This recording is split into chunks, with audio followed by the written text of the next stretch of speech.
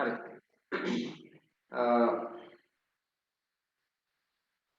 ඉතින් ආවාස සම්බන්ධයෙන් තමයි අපි කතා කරේ. ඉතින් මොනවාද ආවාස විදියට මෙතනදී අපි කතා කරන්නේ දැන් එකක් තමයි ආකලන ද්‍රව්‍ය එකතු කරනකොට ප්‍රමිතියෙන් තොර ඒවා දාන්න. නේද? ප්‍රමිතියෙන් තොර ඒවා දැම්මම ඒවා සෞඛ්‍යයට අහිතකර තත්ත්වය ඒවා තමයි තියෙන්නේ. තව මොනවාද ආවාස තත්ත්වයේ තියෙන දේවල්? ආවාස වෙන දේවල් ඊළඟට කෘත්‍රිම රසකාරක, කෘත්‍රිම වර්ණක ඊළඟට ඒ වගේ ආකලන ද්‍රව්‍ය නේද? ඔය MSG වගේ ඒවා කෘත්‍රිම රසකාරකනේ.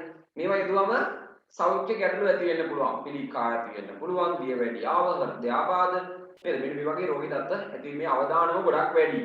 දැන් ඔය සමහර ඔය සැකරින් වර්ග නේද? සීනි වර්ග ගොඩක් කරාට දියවැඩියාව සඳහා හේතු වෙනවා. ඒ වගේ. ඊළඟට සමහර ඔය තෙල් අඩංගු දේවල් ඒවා මොනවාටද හේතු වෙන්නේ? තෙල් සමහර තෙල් වර්ග හෘදයාබාධ සඳහා හේතු වෙනවා. අධිරුධිර පීඩනය සඳහා හේතු වෙනවා. මේ වගේ රෝග ඇති වෙන්න පුළුවන් මේ වගේ නිසා. ලංකාවේ තමයි විස සහිත දේවල්, කෘත්‍රිම දේවල් පරිභෝජනය කරන රටවල් 20 අතරින් ලෝකයේ වැඩිපුරම පරිභෝජනය කරන 20 අතරින් පළවෙනි පහේ මේ 20න් පළවෙනි පහේ ඉන්න රටක් තමයි ශ්‍රී ලංකාව කියලා කියන්නේ. ඉතින් ඒ කියන්නේ මිනිස්සු ගොඩක් ඔය පිට රටින් ගේන පරිරක්ෂිත ආහාර මෙන්න මේවට හුරු වෙලා ඉන්නවා. ඒ නිසා අතීතයේ එහෙම තත්ත්වයක් තිබුණේ නැහැ. වර්තමානයේ තමයි මේවා සිද්ධ වෙලා තියෙන්නේ. ඒ කියන්නේ තාමත් නරක තත්ත්වයක ආහාර රටාවන් තියෙන නිසා තමයි ගොඩක් රෝග ඇති වෙන්නත් හේතු වෙලා තියෙන්නේ. අද වෙනකොට පිළිකා රෝහලක් වෙනම හදන්න වෙලා තියෙනවා. වකුගඩු රෝහලක් වෙනම හදන්න වෙලා තියෙනවා. නේද? ඊළඟට පෙනහළු පිළිකා කියලා වෙනම එකක් හදලා පිළිකා රෝහලෙත් පෙනහළු පිළිකා වලට වෙනම එකක් තියෙනවා. ඒතර බලන්නකෝ කොයිතරම් රෝගීන් ප්‍රමාණයක් ලංකාවේ ඉන්නවද කියලා. ඒතර මේ රෝගීන් කියන්නේ ලංකාවේ ජනතාව. ලංකාවේ වැඩ කරන්න පුළුවන් ජනතාව. නේද? ඒතර මේගොල්ල තමයි රටේ ආර්ථිකයට රටේ සංවර්ධනයට දායක වෙන පිරිස. ඒතකොට ඒගොල්ල රෝහල්ගත වෙලා ඉන්නවා කියලා කියන්නේ රටේ ආර්ථිකය ගැන රටේ සංවර්ධනය ගැන හිතා ගන්න අමාරුයි නේද? ඒකට සක්‍රියව දායක වන පුද්ගලයෝ. ඒකට ඒගොල්ල අර විදිහට වෙනවා කියලා කියන්නේ ඒක එච්චර හොඳ දෙයක් නෙවෙයි. මොකද පිළිකා වලට වයස් සීමාවක් නැහැ.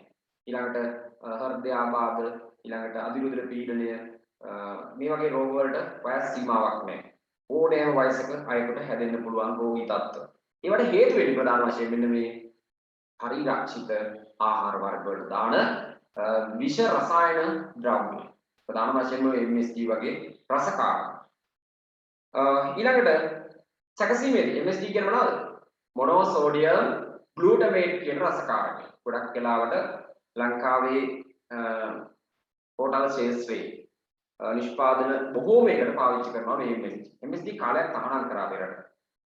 නමුත් විවිධ බලපෑම් ආවා. පසු කාලීනව නැවතත් MSG ගෙන්නන්නව ඒගොල්ල තීරණය කරා. ගොඩක් තීරණ ගත්තේ ඒවා ගොඩක් ලංකාවේ අය නැවත ආපසු හරවාගෙන තියෙනවා නේද? ඒ කියන්නේ හොඳ පැත්තට නෙමෙයි එක එක්කෙනාට වාසි වෙන නරක පැති වලට හරවාගෙන තියෙනවා. ඉතින් මේ වගේ තත්ත්වයක් තමයි අපි තියෙන්නේ. MSG නැවතුවා නමුත් තාමව තියෙන්න ගත්තා. ඊළඟට අර ආහාරයක් නොවුනත් අර මොනවද මේ වහලේකට දාන සීට් වල තියෙන ඇස්බෙස්ටෝස් ඒකත් ඒ එකක් නේ. ඒකත් පිළිකාකාරකයක් කියලා හොයාගෙන තියෙනවා. නමුත් ඒක කියන එක නැවැත්තුවා. නමුත් තාපහු ඒක ගේන සිද්ධ වුණා. එතන මෙන්න මේ වගේ අවාසි අපිට තියෙනවා මේ පරිරක්ෂිත ආහාරවලත් වගේ. ඊළඟට සැකසුම් කරන්නේදී දැන් අපි කිව්වා සමහර ආහාර වර්ග එකපාරක් පිසලා තමයි එවන්නේ. කිසිම සිද්ධ කරලා. එතකොට සමහරට ඒ වගේ තියෙන පෝෂක වලට හානි වෙන්න පුළුවන්. අධික උෂ්ණත්වයේදී වැඩි වෙලාවක් තැන්වීම නිසා සමහරට ප්‍රෝටීන් වලට ලිපිඩ වලට ඒකට හානි වෙලා තියෙනවා. ඒත් මේ අපි කන්නේ නිකන් අර මේ පෝෂක ගුණයක් නැති නිකන් එක්ක පිළි ටිකක් ඒ වගේ දෙයක් විතරක් වෙන්න පුළුවන්. එතකොට මේ පෝෂණ ගුණයක් නොලැබෙන තත්ත්වයකටපත් වෙන්න පුළුවන්. එහෙම දේවල් කාණ නිකන් බඩගුව වගේ පමණයි නේද සිද්ධ වෙන්නේ. පෝෂණයක් නැහැ නේද? එතකොට පෝෂණයක් නැහැ කියලා කියන්නේ අපිට ඇති වෙනව නේද? ඌනතා රෝග ලක්ෂණ ඇති වෙන්න පුළුවන්. ඒතකොට ඒකත් රෝග ඇති වෙන්න හේතුවක් වෙන්න පුළුවන්. ඊළඟට ආහාරවල තියෙන ස්වාභාවික ආවේනික ගඳ සුවඳ නේද? ඒ කියන්නේ රසය, වර්ණය මෙන්න මේ වගේ දේවල් ගඳ නැහැ ආහාර ගඳ නැහැ සුවඳ ඒ රසය, වර්ණය ඒ වගේ දේවල් වලට හානි වෙන්න පුළුවන්. ඒවා එතකොට වෙනස් වෙන්න පුළුවන්. ඊට පස්සේ ඒ වගේ වර්ණය, රසය, සුවඳ ගන්න කෘත්‍රිම දේවල් තමයි දාන්නේ. එතකොට ආපහු වර්ධේ සිද්ධ වෙනවා. ඊළඟට ක්ෂණික ආහාර පරිභෝජනයට හුරු වීම නිසා මොකද වෙන්නේ? ස්වභාවික ආහාර වල තියෙන රුචිකත්වය අඩු වෙලා යනවා. දැන් ගොඩක් අය මේ අර ශනික නූඩ්ල්ස් වර්ග වලට එහෙම කැමති හුරු වෙලා තියෙන අය සාමාන්‍යයෙන් අර ස්වභාවිකව ගත්ත දේවල් වලින් හදපු නූඩ්ල්ස් වලට එහෙම කැමති නෑ. ඇයි ඒක රසකාරක නෑ. ඒක වර්ණක නෑ. නේද? සුවඳකාරක දාලා නෑ. ඒතර ඒ වගේ දේවල් නෑ. ඒ නිසා ඒක නිකන් අර රසක් නෑ. දැන් අර රසට හුරු වෙලානේ. ඒ නිසා අන්න රුචිකත්වය අඩු වීමක් සිද්ධ වෙනවා. ඒ වගේ. එතන මෙන්න මේ වගේ අවාසි කීපයක් තියෙනවා. හරි. අවාසි එකක් ලියමු අපි. ඊළඟ පළවෙනි අවාසිය තමයි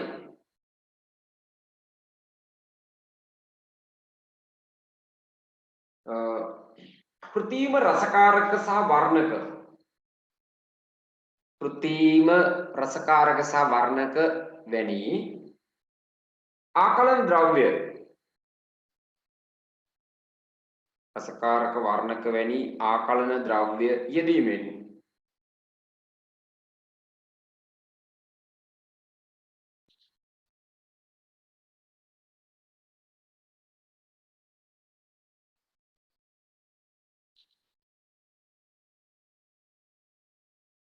රෝග ඇතිවීමේ අවදානම වැඩි වීම. රෝග ඇතිවීමේ අවදානම වැඩි වීම.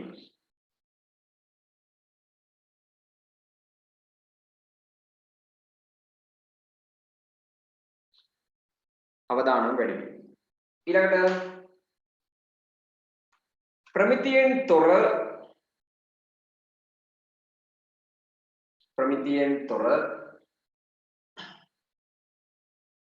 ප්‍රමාණයට වඩා වැඩියෙන් යොදන ප්‍රමිතියෙන් තොර ප්‍රමාණයට වඩා වැඩියෙන් යොදන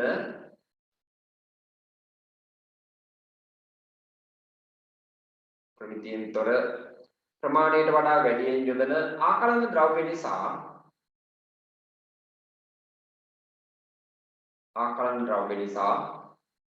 රෝග ඇතිවීමේ අවදානම.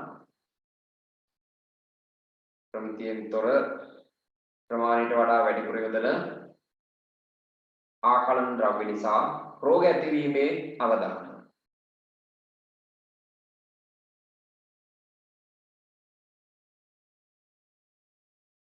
හරිද? ඊළඟ අනිත් එක තමයි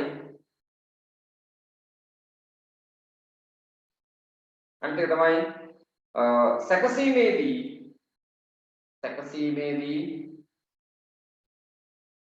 සමහර පෝෂක වලට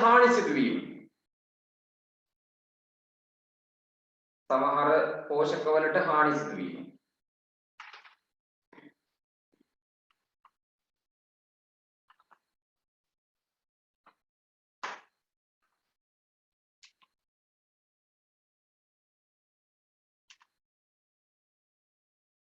සමහරකට හානි සිද්ධ වෙන්න පුළුවන්. ඊළඟට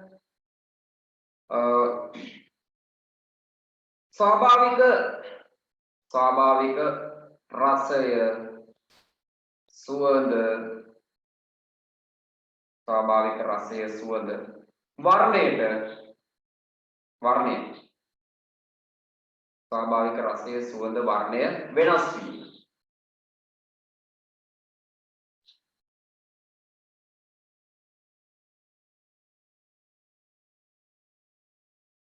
රසය සුවඳ වර්ණය වෙනස් වීම. ඊළඟට තුන්වෙනි එක නේ හතරවෙනි ද පස්වෙනි එක. ඊළඟට යන පස්වෙනි එක නේ. ක්ෂණික ආහාර වලට හුරු වීම නිසා ක්ෂණික කෘත්‍රිම ආහාර කියන්නේ ක්ෂණික කෘත්‍රිම ආහාර වලට යොමු වීම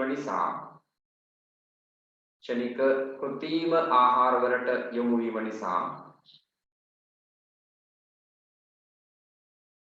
ස්වාභාවික ආහාර වලට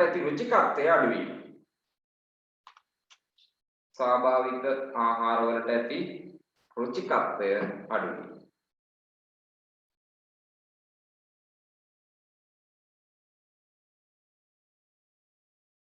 හරිද? මෙන්න මේ වගේ දෙයක් වෙන්න පුළුවන්. මේ පරිරක්ෂිත ආහාර පරිභෝජනයේ මගින් අවාසි විදියට සිද්ධ වෙන්න පුළුවන් දේවල්. හොඳයි. දැන් ඔන්න අපි ආහාර පරිරක්ෂණය සම්බන්ධයෙන් බොහෝ කරුණු සාකච්ඡා කරා. හරිද? ඊළඟට දැන් පරිරක්ෂණය කරපු ආහාර ඇසුරුම්කරණය කරන්නත් ඕන. ඇසුරුම්කරණය කරනවා විතරක් නෙවෙයි. මේවා බෙදා හැරීම මේ වගේ දේවල් කරන්නත් ඕන. එතකොට මේ ඇසුරුම්කරණයේදී වැදගත් වෙන දේවල් මොනවද? එකක් තමයි අපේ ආහාරවලට හානියක් සිදු නොවනසේ නේද? ආහාරයට හානියක් සිදු නොවනසේ ඇසුරුම්කරණය කරනවා. ඇසුරුම් කරලා අපි නිකන් තියාගෙන ඉන්නේ නැහැනේ. මේවා විකුණන්න ඕන. විකුණනකොට ඒ කියන්නේ කර්මාන්තයක් විදිහට කරනකොට ඇසුරුම් කරන්නේ. ඒතර මේව විකිණීමේදී මේව ප්‍රවාහණය කරන්න සිද්ධ වෙනවා. නේද? ඒ ස්ථාන වලට ප්‍රවාහණය කිරීම සිද්ධ කරන්න. ඒතර ප්‍රවාහණය කිරීම කරනකොට සමහර විට මේවට අර කම්පන වලින්, තැලීම් වලින් නේද? බාහිරින් ඇතිවන මේ පාරිසරික තත්ත්ව සමහර තැන්වල වැස්ස වෙන්න පුළුවන්, සමහර තැනක වියලි තත්ත්වයක් තියෙන්න පුළුවන්, ආර්ද්‍රතාවයේ වැඩි පරිසර තියෙන්න පුළුවන්.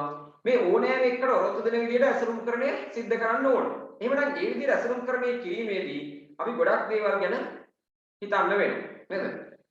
ඒ විතරක් නෙවෙයි. දැන් ඒ ඇසුරුම්කරණයේදී බෙදා හැරීම ගැන මම කතා කරේ. දැන් මේක පරිභෝජනය කරන රෙකෝඩින් එක දානවද? ඔව් රෙකෝඩින් දානවා. පරිභෝජනය කරන අයට හානියක් නොවනසේත් ඊළඟට පරිභෝජනය කරන අයගේ අයටගේ කියන්නේ ඒගොල්ලන්ගේ ආරක්ෂාව නිසා ගොඩක් දේවල් සිදු කරන්න වෙනවා. අපි දන්නවා සාමාන්‍යයෙන් ආහාරයක් කල්තබා ගැනීම කරලා උනත් තියාගන්න පුළුවන් කාලයක් තියෙනවා. මේක දීර්ඝ කාලිනව තියන්න බෑ. දැන් අපි දන්නවා යෝගට් එකක් සාමාන්‍යයෙන් කොයිතරම්ද උපරිම කාල තියාගන්න පුළුවන්. හදපු දවසේ ඉඳන් නිෂ්පාදනය දිනේ ඉඳන් කොයිතරම් කාලයක්ද උපරිම තියාගන්න පුළුවන්. යෝගට් කියන්න බලන්න. මාස 3ක්. එහෙමද? මාස 3ක් පුළුවන් වේද? මාසක්. ඔව්. සාමාන්‍ය තත්ත්වේ නම් මාසයක්. හැබැයි සමහර යෝගට් වර්ග මම දැකලා තියෙනවා මාස 1කමාර මාස 2 එහෙම තියෙන අවස්ථාත් තියෙනවා. පරිම මාසයක් තමයි පුළුවන්. සමහරවිට සති 2ක් 3ක් වගේ දැන් සමහර යෝගට් වර්ග තියෙනවා සති 2යි තියාගන්න පුළුවන්. කියන්නේ ඒ වගේ අර ප්‍රබල ආකාරන ද්‍රව්‍ය කියන්නේ පරිරක්ෂක දේවල් වල දාලා නැහැ කියන්නේ. ඒතරේ කලතබා ගැනීම අවම ඒවා තමයි හොඳ. මොකද ඒවට ආකාරන ද්‍රව්‍ය දාලා නැහැ. ගොඩක් දේවල් දාලා නැහැ ස්වභාවික තත්ත්වයේ තියෙන. ස්වභාවික තත්ත්වයේදී වැඩි කාලයක් තියාගන්න බෑ. ඒකයි ප්‍රශ්නේ. දැන් අර අනිත් ඒවා මාස ගණන් තියාගන්න. දැන් ওই සමහර ඒවා තියෙනවා මම මේක දැකලා තියෙනවා ගොඩක් වෙලාවට ඔය සමහර මේ නිෂ්පාදන නම් කරන්න හොඳ නැහැ ඇත්තට. ඒ නිෂ්පාදන වල දැන් අපි හිතමු අද දවස් 24 වෙනිදා කියලා. දැන් මොන 9:24. හරිද? දැන් අද දවසේ. දැන් මොන අද දවසේ වෙළඳ පොලේ තියෙනවා නිෂ්පාදිත දිනය 9:25. අද දවස් 24 නිෂ්පාදන. කමන්නේ අද දවස් 24 කියලා ගමුකෝ අපි. දැන් 24 දවස වෙන්නේ. නිෂ්පාදිත දිනේ 25. ඒකට තාම මේක නිෂ්පාදනය කරලා ඒකට බාන්නේ තියෙනවා. එහෙම වෙන අවස්ථා තියෙනවා. අන්න බලන්න. එතකොට එයා ඒක කරලා තියෙන්නේ දැන් මේ නීතියක් දාලා තියෙනවානේ නිෂ්පාදිත දිනේ ඉඳන් ඒ දවස් දක්වා තමයි මේක තියාගන්න පුළුවන්. එතනින් එහාට මේව අයින් කරන්න ඕනේ කියලා. දැන් එයා කලින් ගෙනත් දාලා සමහරවිට ඊට දවස් 5කට විතර කලින් ගන්න ගෙනත් දැන්නේ. නේද? එතකොට බලන්න කොයිතරම් වංචාසහගත දේවල්ද මේවා කියන්නේ. එතකොට පාරිභෝගිකයා ලංකාවේ තියෙනවා පාරිභෝගික ආරක්ෂණ අධිකාරිය කියලා එකක්. පාරිභෝගික ආරක්ෂණ අධිකාරිය. හැබැයි ඉතින් ලංකාවේ තියෙන ආයතන ගැන තියෙන විශ්වාසය දැන් ගොඩක් දුරට පළතු වෙලා තියෙන ජනතාවට. ඇයි හේතුව ඔය පාරිභෝගික ආරක්ෂණ අධිකාරියෙම නේද? ගොඩාක් දේවල් හානි සිද්ධ වුණා කියන එක මෑත කාලයේදී පිටතට ආවා. ප්‍රවෘත්ති හරහාත් ඒ වගේ දේවල් වලින් පිටතට ආවා. ඒකට ඒ සම්බන්ධයෙන් තියෙන ලොකු සැකයක්. ඒතර පාරිභෝගික ආරක්ෂණ අධිකාරියෙන් අපි පාරිභෝගිකය ආරක්ෂා කරනවද කියන්නේ? කොහොමද නමුත් එහෙම එකක් තියෙනවා. එහෙම පාරිභෝගික ආරක්ෂණ අධිකාරියක් තියෙනවා. ඒතර අපි පාරිභෝගිකයෝ විදිහට අපිට මොකක් හරි බලපෑමක් හානියක් වෙනවා නම් අපිට පුළුවන් ඒගොල්ලන්ට පැමිණිලි කරලා මේකට නීතිමය සහනයක් ලබා ගන්න. එහෙම තත්ත්වයක් තියෙනවා ලංකාවේ. තියෙනවා කියලා කියනවා. නමුත් ඉතින් ඇත්තටම තියෙනවද කියන එක නම් දන්නේ නැහැ. එහෙම එකක් තියෙනවා. සමහරට මිනිස්සු දන්නේ නැහැ මේ එකක් කරන්න පුළුවන්ද කියන එක. දැන් අපිට කෙනෙක් මේ වගේ කල්ලි පිටිච්ච දෙයක් විකුණනවා නම් අපිට පුළුවන් නඩු දාන්න. පාරිභෝගික ආරක්ෂණ අධිකාරිය හරහා නඩු දාන්න පුළුවන්. ඒතකොට ඒගොල්ලෝ අපි වෙනුවෙන් පෙනී හිටින කණ්ඩායමක් විදිහට තමයි ඒගොල්ලෝ ඉන්නේ. ඉන්න ඕන. හැබැයි ඉන්නවද නැද්ද කියන එකයි ප්‍රශ්නේ. එතකොට මේ මොනවද මේ දේවල්? අර ඇසුරුමේ තියෙන්න ඕනි දේවල් මොනවද? එකක් තමයි අර පාරිභෝගිකයා දැනුවත් වෙන්න ඕනේ මේක හැදුවේ කවද්ද? කල්ලිකුත් වෙන්නේ කවද්ද කියන්නේ. නේද? එහෙනම් හැදුවේ දවසට අපි කියනවා නිෂ්පාදිත දිනය. manufacturing date නේද? ඊළඟට තව ඕන කල්ලිකුත් වීමේ ආහාරයක් නම් විශේෂයෙන්ම ඕන. කල්ලිකුත් වීමේ දිනය. හරිද? නිෂ්පාදිත දිනය ඕන, කල්ලිකුත් වීමේ දිනය ඕන. ඇයි මේවා බලන්නේ අපි? දැන් ආහාරයක කාලයක් යනකොට කොච්චර පරිරක්ෂක දේවල් දැම්මා වුණත් ඒකේ ගුණ වලට හානි සිද්ධ වෙනවා. එක්කෝ ආලෝකය නිසා වෙන්න පුළුවන්, එක්කෝ කල්ගත වීම නිසා වෙන්න පුළුවන්. එහෙම නැත්නම් ඒ තියලා තියෙන පරිසරයේ ආර්ද්‍රතාවයේ උෂ්ණත්වයේ ඒ වගේ දේවල් නිසා වෙන්න පුළුවන්.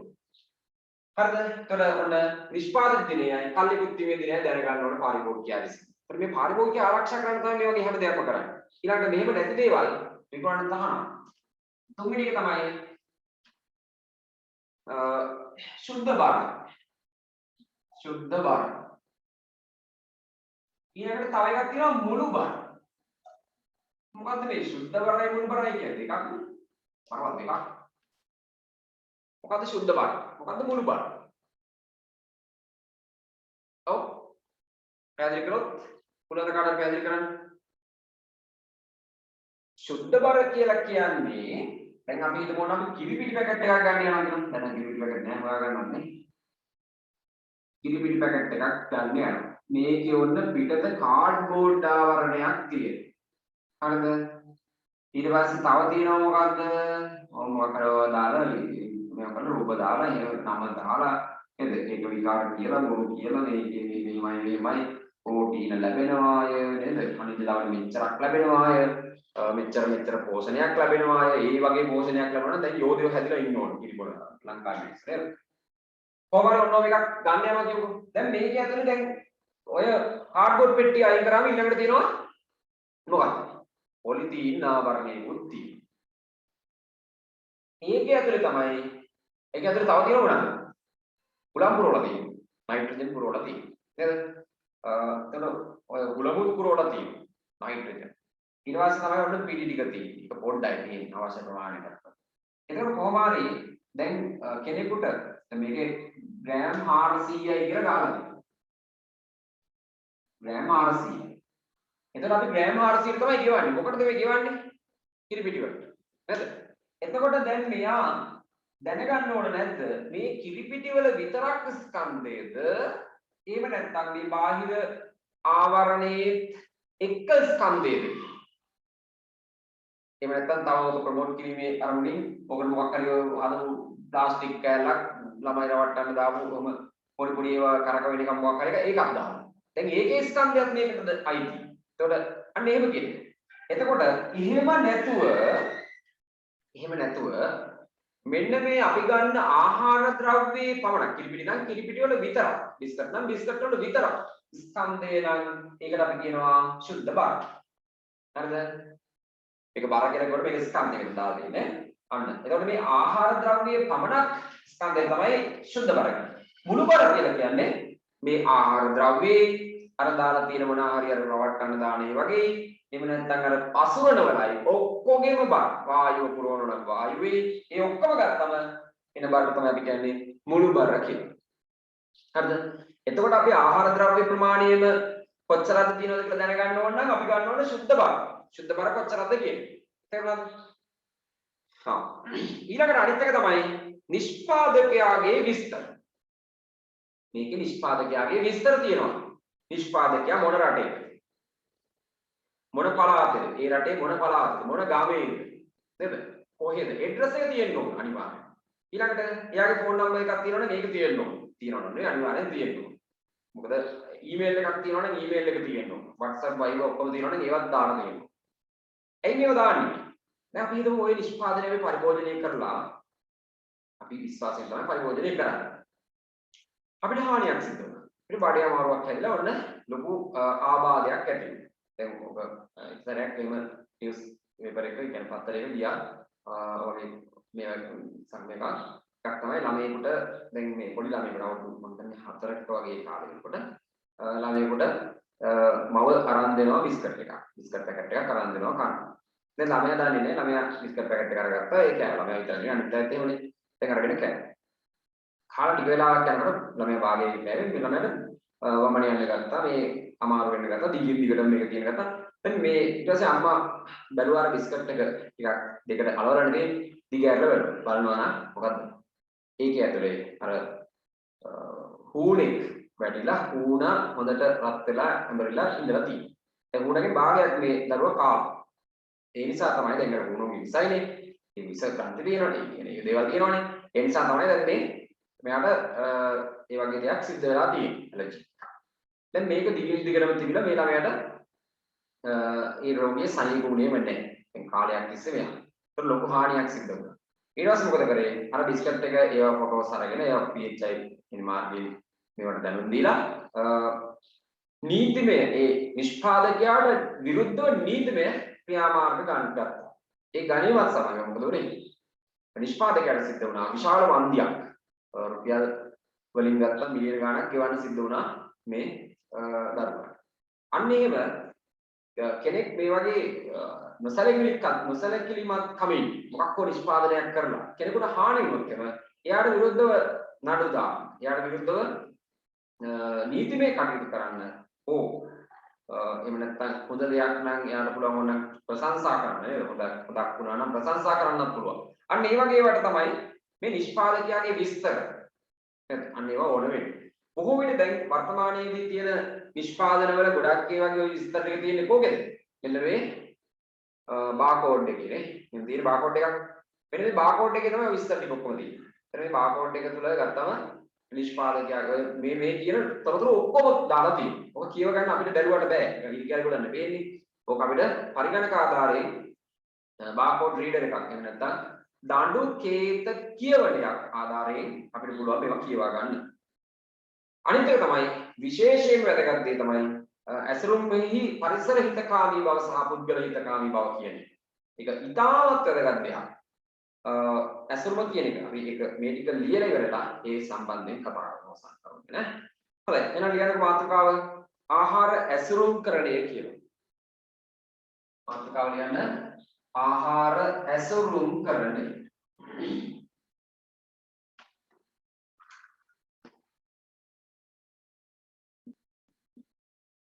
ඇසුරුම්කරණය.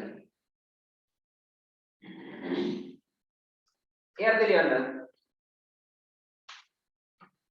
ආහාරයේ පැවැත්ම සඳහාත්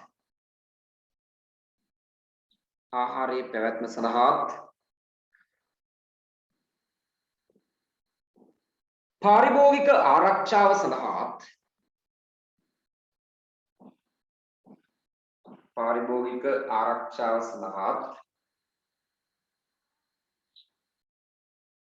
ඇසුරුම්කරණය වැදගත් වේ. ඇසුරුම්කරණය වැදගත් වේ. හරිද? ඉතින් ඇසුරුම්කරණය වැදගත් වෙන්නේ මොකටද? ආහාරය ආරක්ෂාවටයි. ඒ කියන්නේ ආහාරය පරිභෝගිකයා අතර පත් වෙනකන් ඒක ආරක්ෂා වෙලා තියෙනයි පාරිභෝගිකයාගේ ආරක්ෂාව සඳහා. නේද? ඇසුරුම්කරණය වැදගත් වෙනවා. එතකොට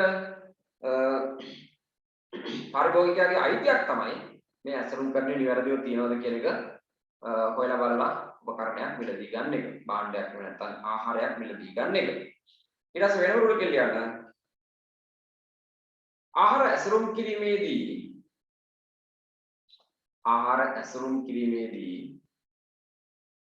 ඇසුරුමෙහි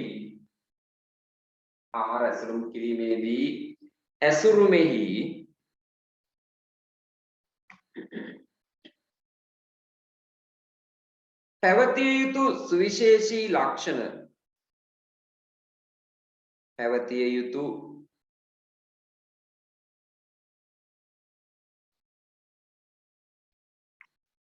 සුවිශේෂී ලක්ෂණ කීපයක් පවතී.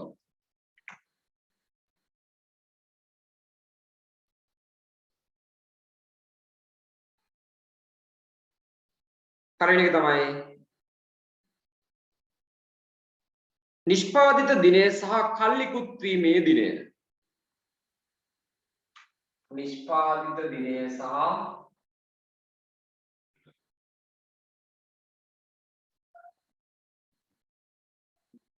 කල්ලිකුත් වීමේ දිනය.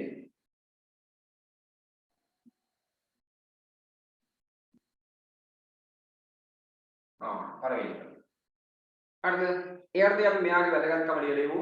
නිෂ්පාදිත දිනය සහ කල්ලිකුත් වීමේ දිනය කියන එක අර්ථයේ. යන ඒ අර්ථයේ ආහාරයේ ගුණාත්මක බව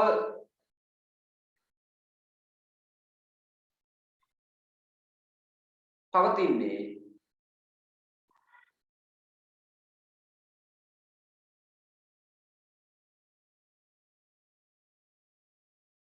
සීමිත කාලයක් තුල බැවින් ආහාරයේ ගුණාත්මක බව පවතින්නේ සීමිත කාලයක් තුල බැවින් ඒ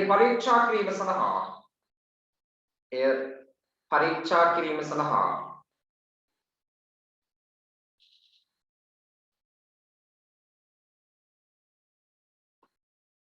ගුණාත්මක බව පවතින්නේ සීමිත කාලයක් බැවින් ඒ පරීක්ෂා කිරීම සඳහා නිෂ්පාදිත දිනය සහ කල්ලිකුත් වීමේ දිනය අවශ්‍ය වේ. නිෂ්පාදිත දිනය සහ කල්ලිකුත් වීමේ දිනය අවශ්‍ය වේ.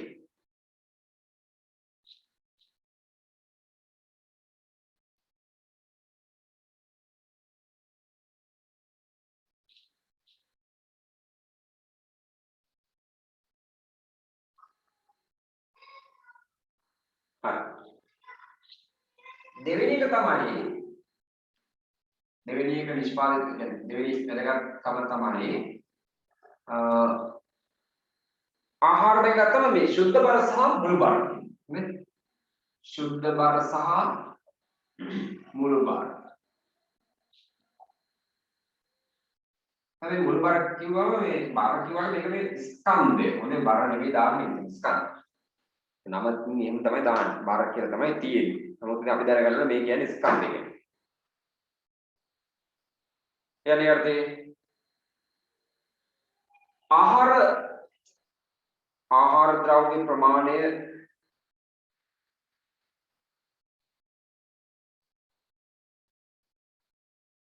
ආහාර ද්‍රව්‍ය ප්‍රමාණය පමණක් ගත් විට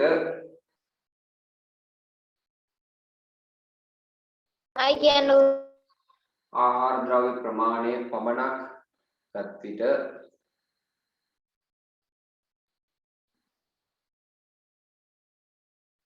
එය ශුද්ධ බර ලෙස හඳුන්වයි. ආහාර ද්‍රව්‍ය ප්‍රමාණය පමණක් ගත් විට එය ශුද්ධ බර ලෙස හඳුන්වයි.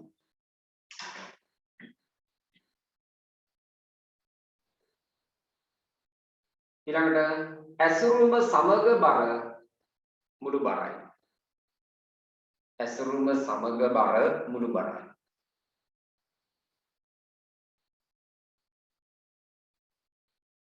අද ඇසුරුවත් එක්ක ගත්තොත් ඒක මුළු බර. දැන් සමහර ඔය බීරූල් වර්ග ඒ රූල් වර්ගේම දාන ගෝලිත් එක්ක දාන ගෝලි බරයි අර තියෙනවා. නේ? එතකොට බලන් ගියා පස්සේ අරන් තියෙන්නේ ගෝලි. ආහාර නෙමෙයි. ඒ වගේ. හරි. ඊළඟ එක තමයි තුන්වෙනි එක බලන්න ඕනේ එක ප්‍රමිතිය. හරිද? ප්‍රමිතිය කියලා කියන්නේ දැන් ආහාර නිෂ්පාදනය කරනකොට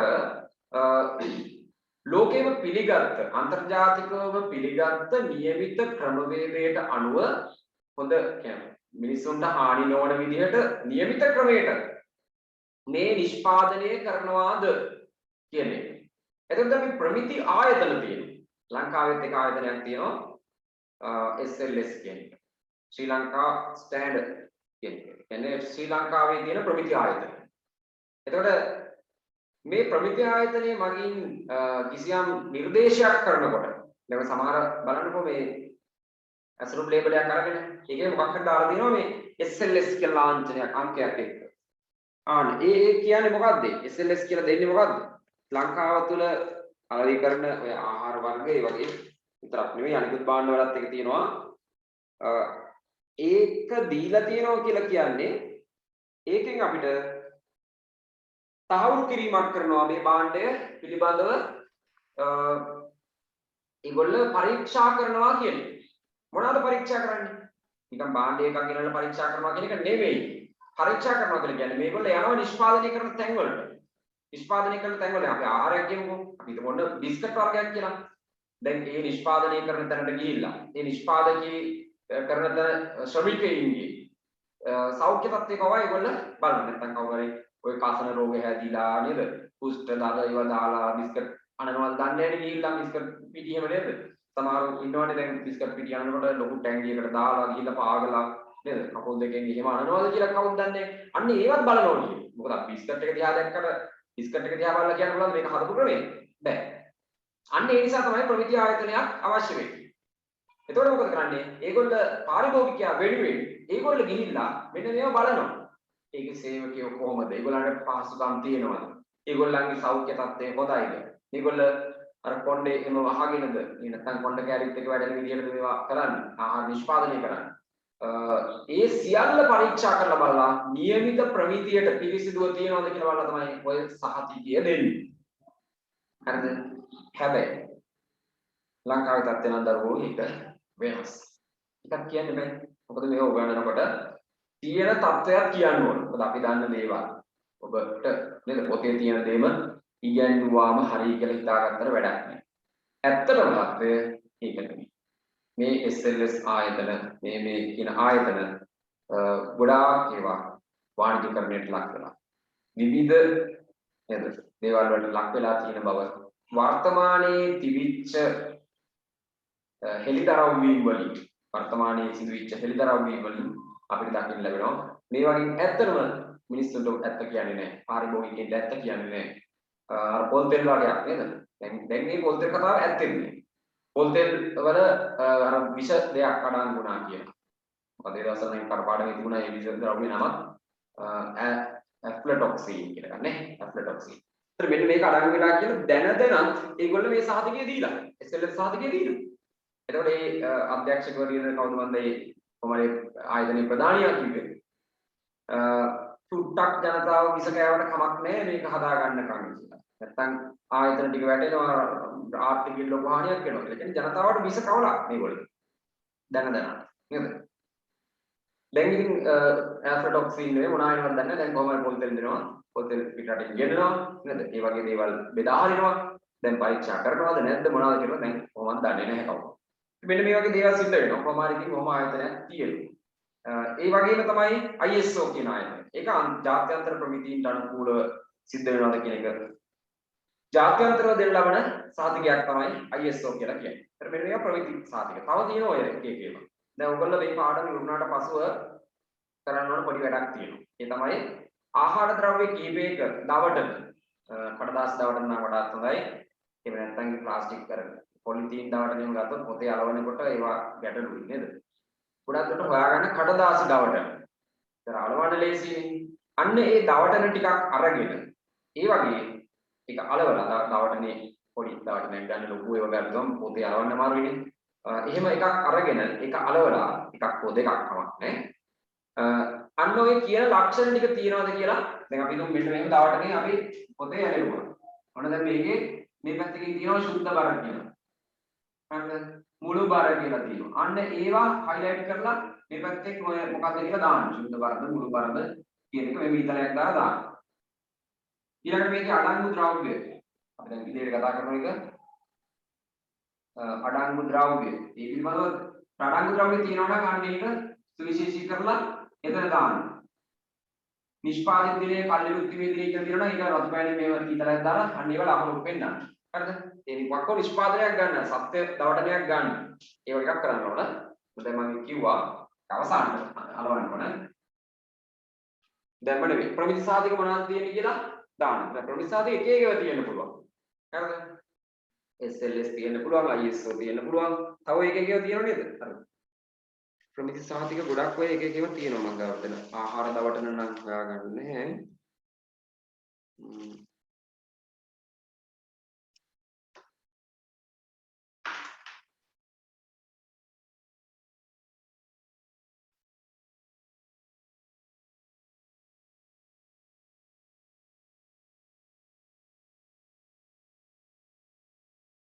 දැන් ආහාර දවටනයක් නම් නෙවෙයි මේක මේ විදුලි උපකරණයක් ගැන.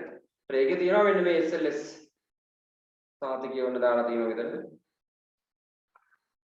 විදුලි උපකරණයක් තියෙනවා.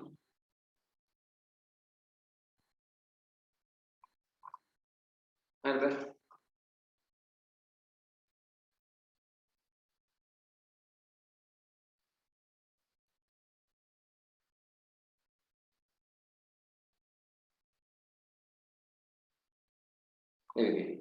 තර මේ ඒ වගේ දවටන වර්ග වල එකක් අරගෙන මේ විදිහට කරන්න ඕනේ.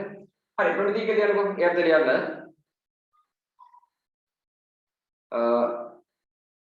කිසියම් ආහාර ද්‍රව්‍යයක් නිෂ්පාදනයේදී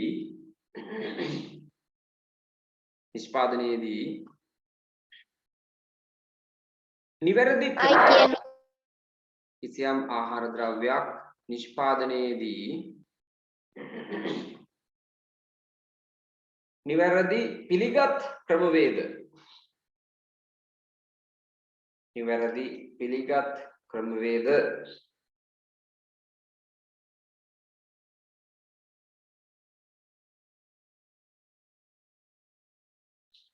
අනුගමනය කරන්නේද යන්න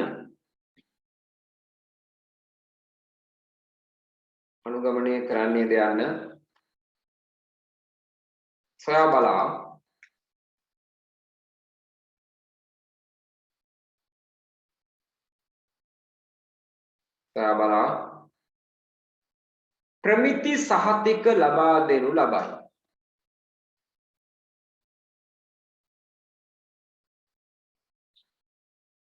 ප්‍රමිති සහතික ලබා දෙනු ලබයි.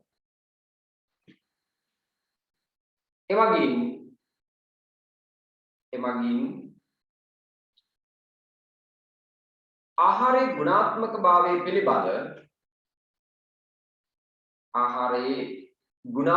භාවය පිළිබඳ පාරිභෝගිකයාට විශ්වාසයක් ඇති කරයි.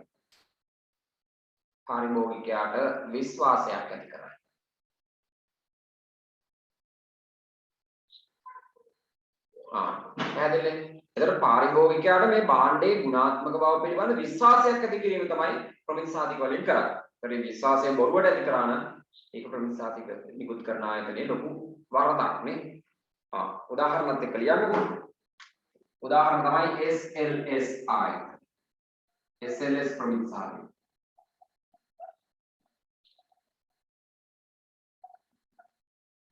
ඊළඟ ISO ප්‍රමිති සාධකය. තව සමහර ජාතීන් වෙනුවෙන් දාදින හලාල් කියලා එකක් සාධකයක් තියෙනවා. ප්‍රමිති සාධකයක් හලාල් ආයතනයක් කියලා. ඒ එක එකව තියෙනවා.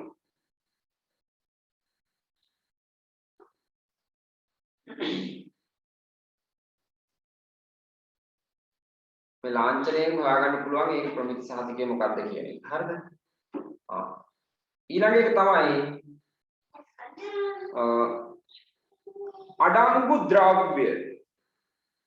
අඩංගු ද්‍රව්‍ය.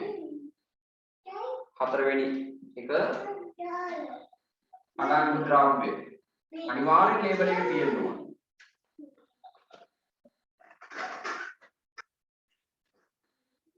මේ ආහාරයක් ගත්තොත් ඒකේ මොනවද දාලා තියෙන්නේ?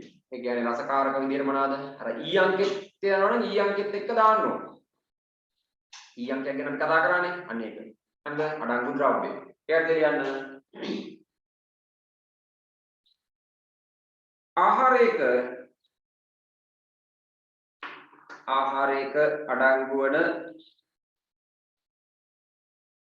ද්‍රව්‍ය සහ ආකලන ද්‍රව්‍ය.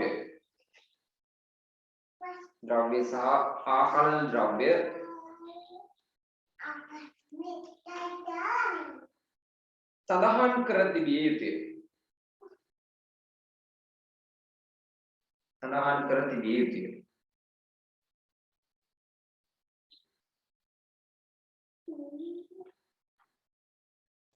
මොකද්ද සර්? ආහාරයක අඩංගු ද්‍රව්‍ය සහ අඩංගු ආකලන ද්‍රව්‍ය පිළිබඳ සඳහන් කර තිබිය යුතුය.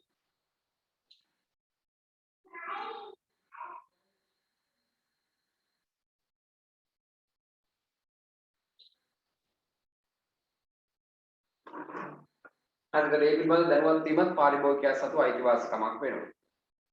ඊළඟ තමයි නිෂ්පාදකයාගේ තොරතුරු. නිෂ්පාදකයා පිළිබඳ තොරතුරු. ඒ කියන්නේ නිෂ්පාදකයා කවුද? මොන රටේද? ආදී විස්තර ටික. නිෂ්පාදකයා පිළිබඳ තොරතුරු.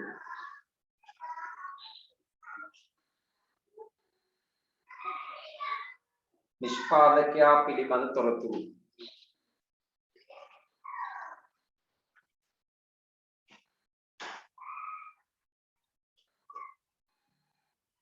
හරි.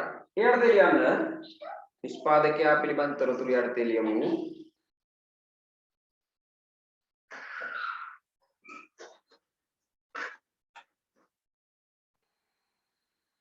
නිෂ්පාදනය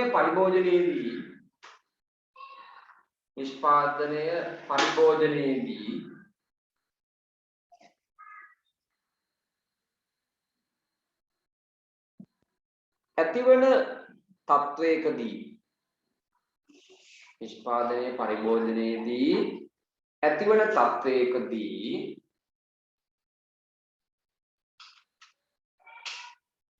නිෂ්පාදකයා පිළිබඳ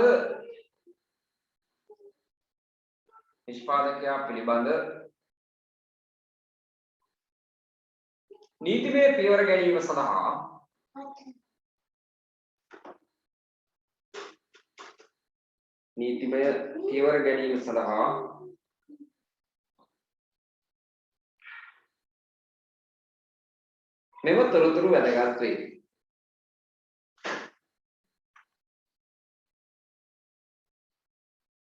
මෙම තොරතුරු වැදගත් වේ. මොනවාද ඒ තොරතුරු? නිෂ්පාදකයාගේ නම උදාහරණයක් ගන්න. නිෂ්පාදකයාගේ නාම, ලිපිනය, රට, ඊළඟට දුරකථන අංක,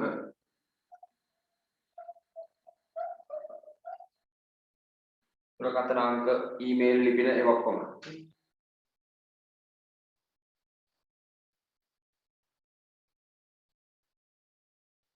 ඊළඟ තමයි ඇසුරුමෙහි ඊළඟ ප්‍රධාන එක ඇසුරුමෙහි පරිසර හිතකාමී බව සහ පුද්ගල හිතකාමී බව. ඇසුරුමෙහි පරිසර හිතකාමී බව සහ පුද්ගල හිතකාමී බව.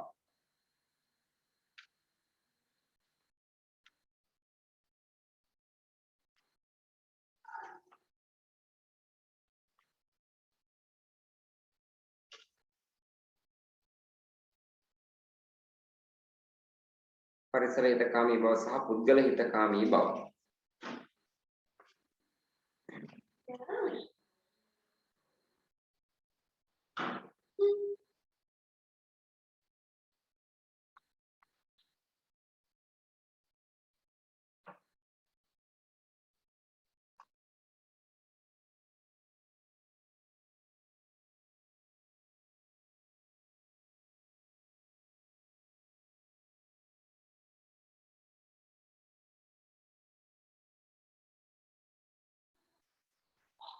හරි පුද්ගල හිතකාමී බව සහ පරිසර හිතකාමී බව. මොකද්ද මේ පුද්ගල හිතකාමී බව සහ පරිසර හිතකාමී බව කියලා කියන්නේ?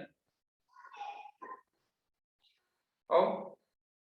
දැන් අපි දන්නවා අපි බලමුකෝ ඉස්සෙල්ලාම පුද්ගල හිතකාමී බව කියන්නේ මොකද්ද කියලා. දැන් මේක පාවිච්චි කරන්නේ පාරිභෝගිකයා. පුද්ගලයෙක්නේ.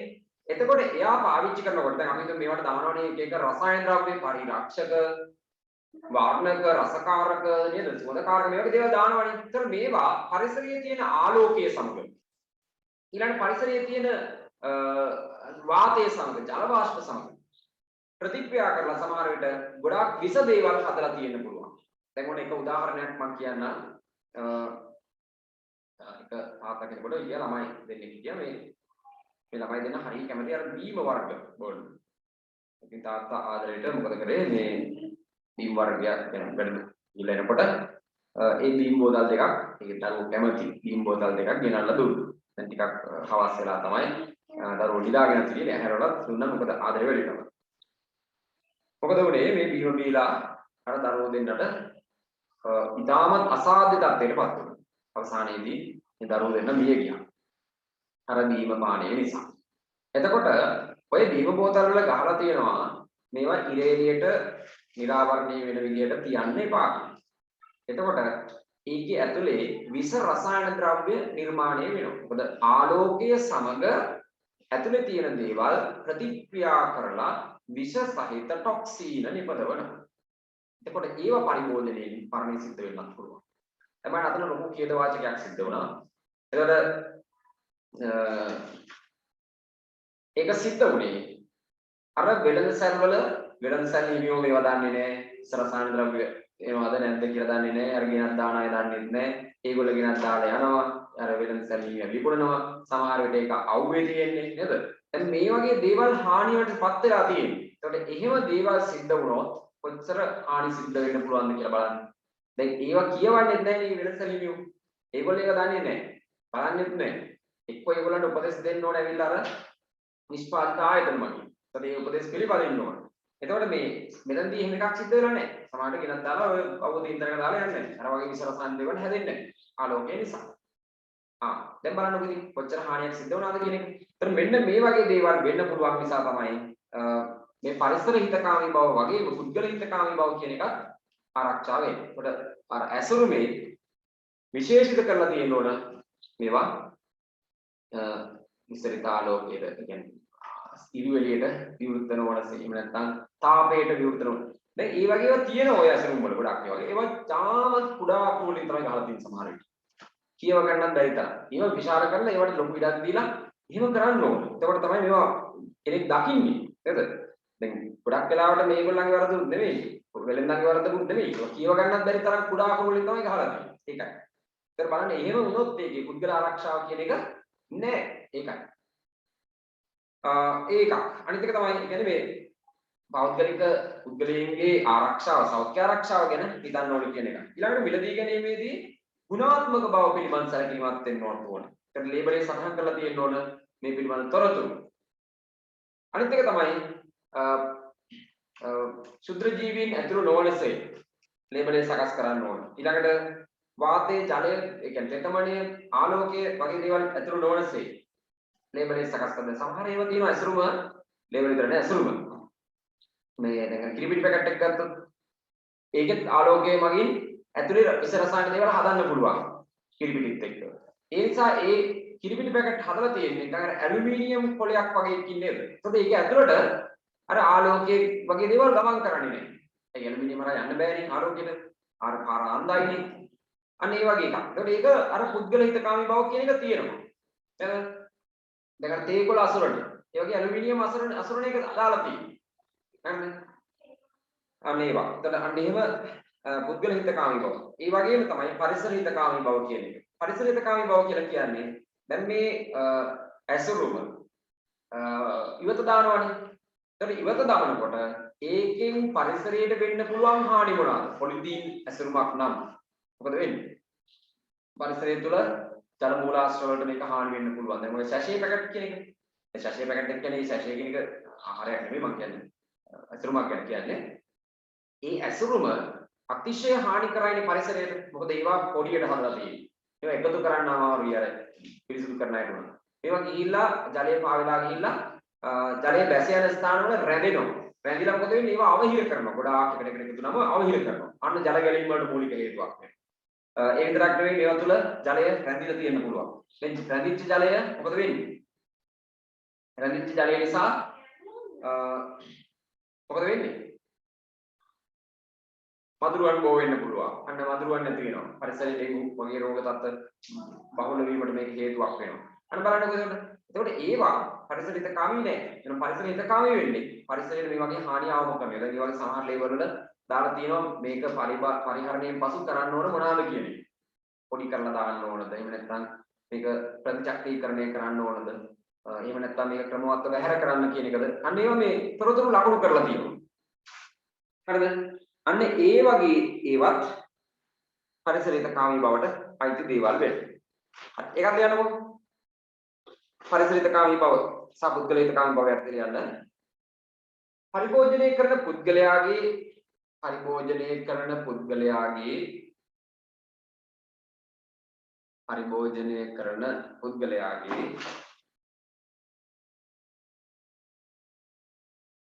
සෞඛ්‍ය ආරක්ෂාව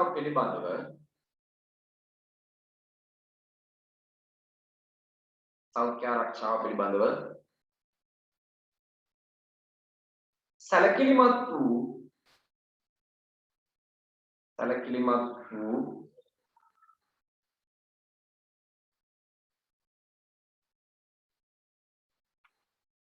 ඇසුරුමක්ද යන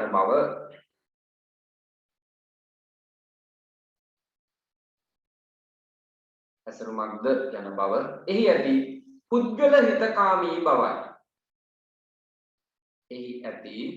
පුද්ගල හිතකාමී බවයි.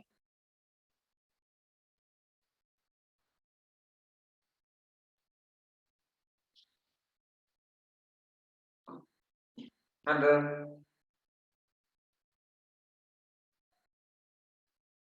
උදාහරණ දෙන්න.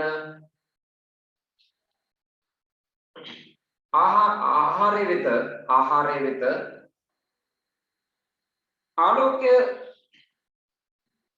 ආලෝකය තාපය. ආහාරය වෙත ආලෝකය තාපය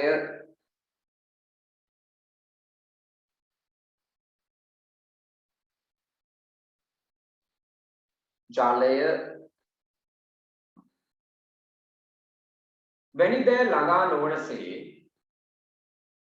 වැනි දෑ ළඟා නොවනසේ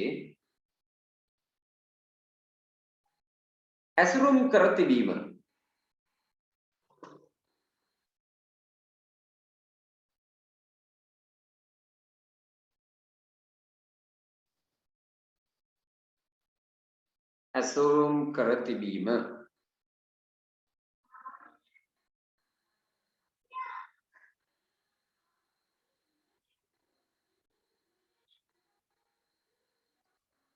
ඊට පස්සේ වෙනම ලියන්න.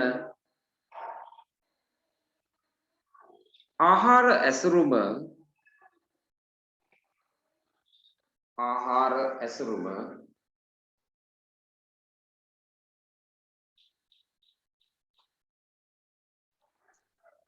ඒකත් උදාහරණයක්ද? නෑ ඒ උදාහරණයක් නෙවෙයි වෙනම ඡේදයක් විදිහට ලියන්න. ආහාර ඇසුරුම භාවිතයෙන් පසු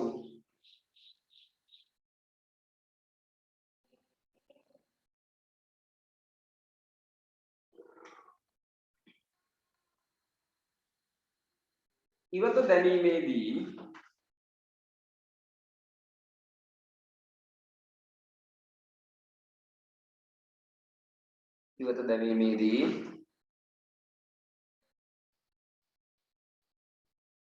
පරිසරයට සිදුවන හානිය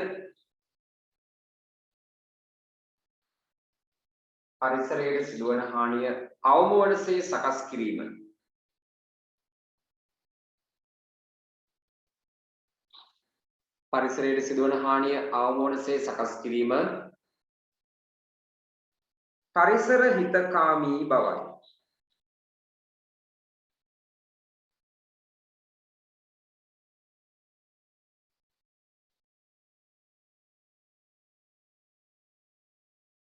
පරිසර හිතකාමී බවයි.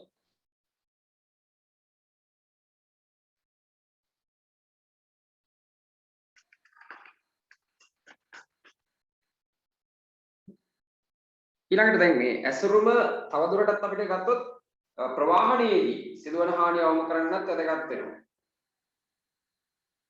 වෙනම තරලමක් දාලා යන්න. ප්‍රවාහනයේදී ප්‍රවාහනයේදී ආහාරයට සිදුවන හානි අවම කිරීමට ප්‍රවාහනයේදී ආහාරයට සිදුවන හානි අවම කිරීමට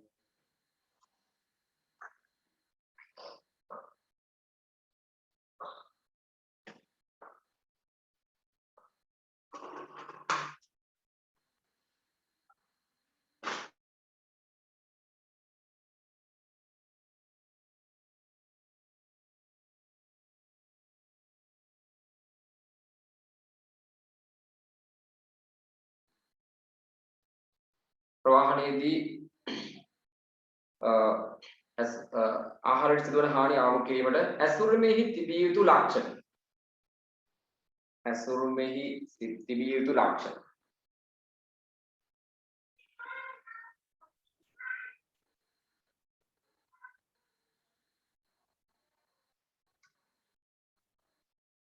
පළවෙනි එක තමයි ශුද්‍ර ජීවීන් කමදාලියන ශුද්‍ර ජීවීන්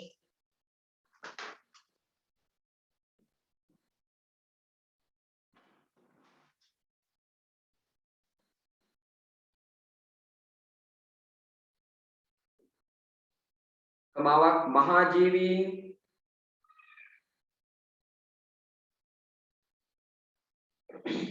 කමා වාතය ජලය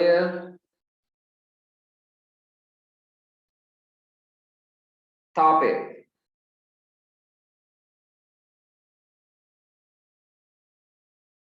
ඇතුළු නොවනසේ සකස් කිරීම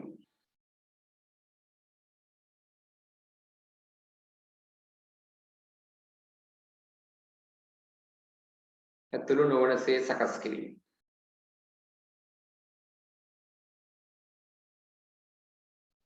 ඊළඟට ආහාරයේ ගුණාත්මක බව සහ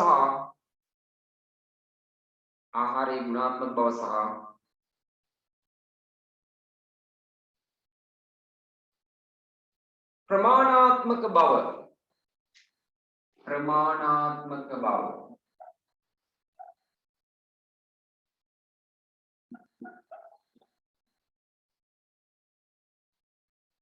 ආහාරයේ ගුණාත්මක බව සහ ප්‍රමාණාත්මක බව ආරක්ෂා වනසේ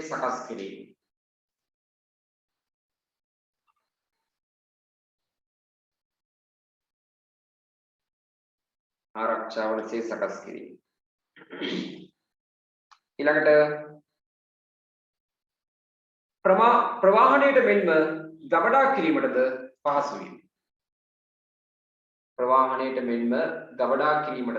පහසු වීම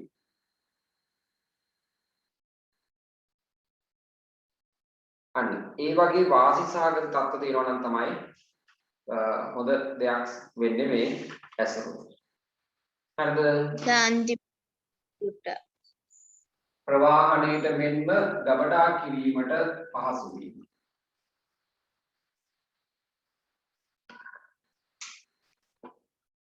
ඔය ඇසුරුම් වල බලන්න පොඩ්ඩක් කරුව මෙන්න මේ එකක් තියෙනවා. ඔයගොල්ලෝ දැකලා ඇති. ඔය ගොඩක් ඇසුරුම් වල මෙන්න මේ වගේ ලාංඡනයක් තියෙනවා. මොකක්ද මේකෙන් කියන්නේ? මෙන්න මේ වගේ සලකුණක් තියෙනවා. මොකක්ද ඔය සලකුණෙන් කියන දේ? ප්‍රතිචක්‍රීකරණය කළ හැකි. ඔව්. මේකෙන් කියන දේ තමයි ප්‍රතිචක්‍රීකරණය කරන්න පුළුවන් එකක් කියන එක. මේකේ ඇතුලේ මොකක් හරි අංකයක් තියෙන්න පුළුවන් 5 4 1 2 ඔහොම අංකයක් බිංදුව. මොකද ඒ අංකයෙන් කියන්නේ?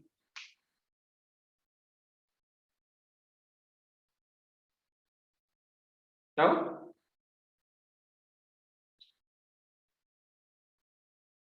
මොකද ඒ අංකයෙන් ප්‍රකාශ වෙන දේ?